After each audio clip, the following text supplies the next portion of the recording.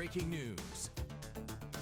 Good evening and thank you for joining us. I'm Kristen Flum. And I'm Marvin Bartlett. We begin tonight with 3 arrests in Saturday's shooting of a Lexington police officer. Police say the juveniles charged are 16 and 17 years old.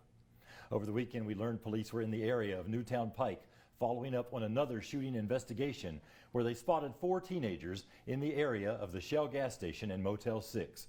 When officers approached the group, one of the teens fired shots that hit an officer. Police returned fire. The officer who was shot was hit once, but his vest stopped the bullet from causing any major injuries. The 2 17-year-olds involved in the shooting are charged with possession of a handgun by a minor, trafficking in controlled substance, trafficking marijuana, and receiving a stolen gun. The charges, though, are more serious for the 16-year-old suspect who police say fired the shots that hit that officer. And Fox 56 has learned that that 16-year-old is Chris Alanzo-Vaquera, who should have never been out there that day.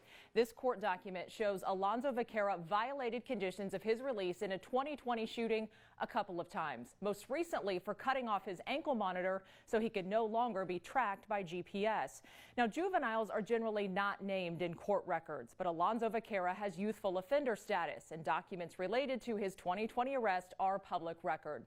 Police sources say Alanzo-Vaquera was just 14 when he shot another teenager in the 1300 block of Alexandria Drive July 15th.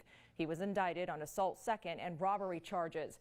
According to court records, the judge set bond at $50,000 cash. But not even a month later, Judge Julie Goodman reduced it to $5,000 surety bond, which is a promise to be liable for the debt of another.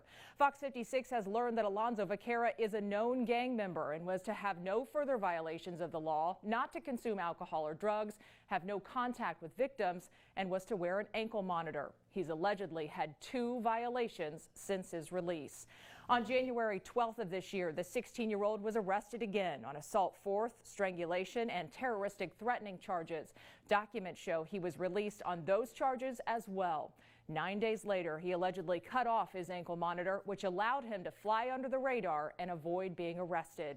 2 weeks after cutting off that ankle bracelet, police say Alanzo-Vaquera was out at the scene on Newtown Pike and is the alleged gunman in the shooting of the Lexington police officer.